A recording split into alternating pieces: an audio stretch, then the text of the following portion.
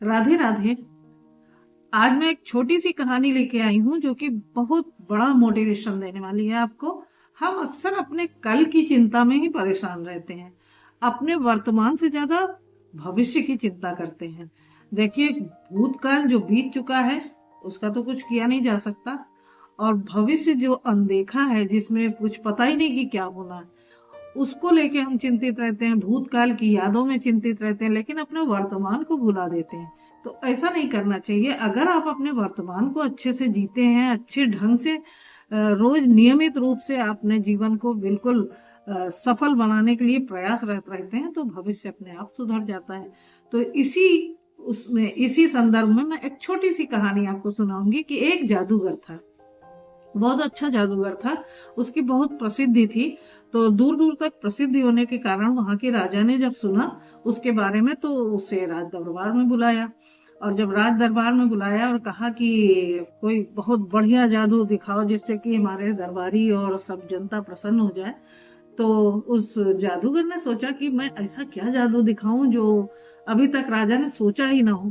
तो उसने क्या किया कि राजा का मुकुट ही गायब कर दिया जादू से। जब मुकुट गायब कर दिया तो सारे दरबारी हो करके हंसने लगे। राजा को बड़ी शर्मिंदगी महसूस हुई। एकदम से राजा का गुस्सा बढ़ गया और उसने हुक्म दे दिया कि आज से 7वें दिन इसको फांसी की सजा दी जाए, इसको फांसी पे चढ़ा दिया जाए। तो अब जादूगर का एकदम से मतलब मुंह लटक गया और काफी उदास हो गया। लेकिन उसने सोचा कि जो होगा देखा जाएगा, और वो अपने घर वापस आ गया।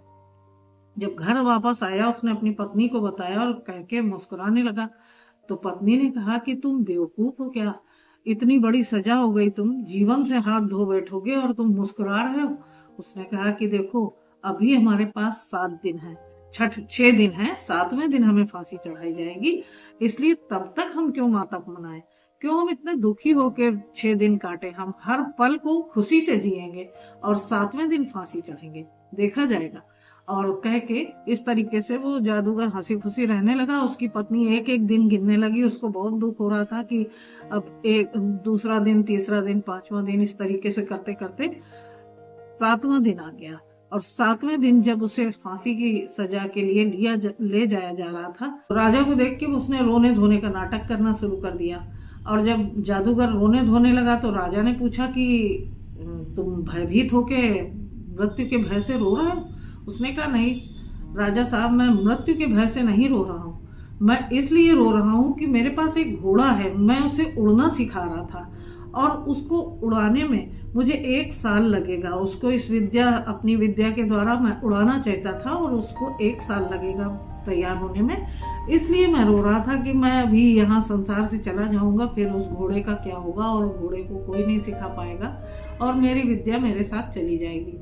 राजा ने सुना तो राजा ने कहा, सोचा मन ही मन कि अगर उड़ने वाला घोड़ा तैयार हो जाता है और वो मुझे मिल जाता है तो फिर तो मैं बड़े बड़े युद्ध जीत सकता हूँ, ये तो बहुत अच्छी बात है। तो राजा ने जादूगर से कहा कि तुम्हें अगर 1 साल लगेगा तो ठीक है, मैं तुम्हें 1 साल की मोहलत देता हूँ, और अगर तुमने वो घोड़ा उड़ने वाला तैयार कर लिया और मुझे दे दिया तो कोई बात ही नहीं, तुम्हें फांसी नहीं होगी। और अगर तुम उस घोड़े को तैयार ना कर पाए, उसे उड़ने लायक ना बना पाए, तो ठीक 1 साल बाद तुम्हें फांसी दे दी जाएगी। मतलब तुम्हें 1 वर्ष पूरा जीवित रहने का और घोड़े को ट्रेन करने का मौका दिया जाता है। तो वो बहुत खुश हुआ, उसने कहा बिल्कुल, और वो चला गया अपने घर। और जादूगर ने जाके ये उसके घर में मातम मन रहा था, सभी रो रहे थे कि अब वो फांसी पे चढ़ रहा होगा। तो ऐसी स्थिति में जब वो वापस आया तो सब आश्चर्यचकित रह गए और बहुत खुश हुए। घर वाले बहुत ज्यादा खुशी से सब उससे बात करने लगे। तो उसने सारी बात बताई कि ऐसे ऐसे है। तो उसकी पत्नी बोली कि तुम बहुत बड़े पागल हो, तुमने कह दिया कि तुम घोड़े को उड़ना सिखाओगे, भला तुम घोड़े को उड़ा सकते हो? उसने कहा ये तो मुझे भी मालूम है कि मैं नहीं उड़ा सकता हूँ, लेकिन इसी बहाने मुझे 1 वर्ष जीवित रहने का मौका मिल गया और 1 वर्ष मैं पूरी हंसी खुशी से बिताना चाहता हूँ। समय को किसने देखा है कब क्या हो।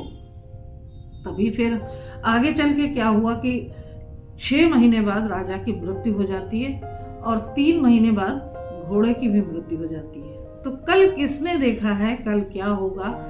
हर पल को खुशी से जिएं और पूरी अपनी भरपूर जीवन शक्ति के साथ प्रतिदिन प्रति क्षण को जीना चाहिए और पूरी ईमानदारी के साथ इस तरीके के कार्य करने चाहिए ताकि हमारा भविष्य आप से आप सुधर जाए। तो कैसी लगी आपको मेरी ये कहानी? तो फिर मिलते हैं अगले वीडियो में एक नई कहानी के साथ। तब तक के लिए आप सभी को राधे राधे।